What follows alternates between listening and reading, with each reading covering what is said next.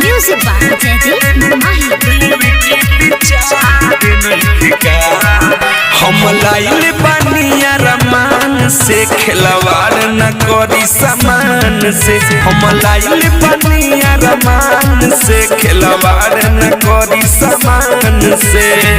चिखत नहीं खो हमारे राजादार नहीं का बलमुआ बही लेवे के विचार नहीं का बलमुआ बही लेवे के विचार नहीं का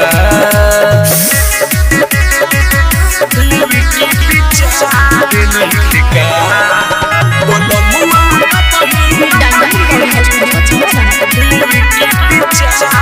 खुद बाड़ा भूखल औरी हमहु बानी भूखे हो।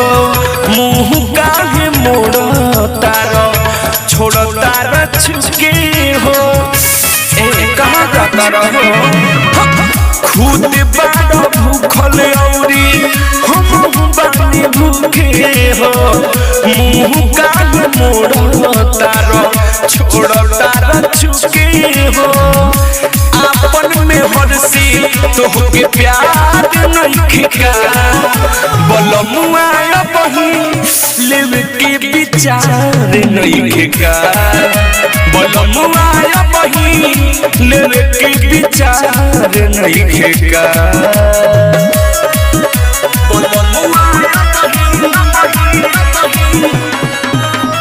Music by Jaideep Mahi. असोकल बेलायला नइखे फिकीर हो। छिपता छू जाता मुँह पर से गिरा हो। असोकल बेलायला नइखे फिकीर हो। छिपता छू जाता मुँह पर से गिरा हो।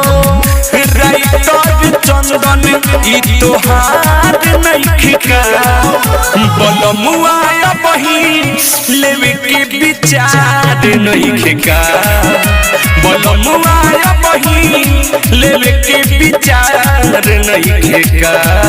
हम लाइल बनिया रमान से खिलवाड़ न करी सामान से।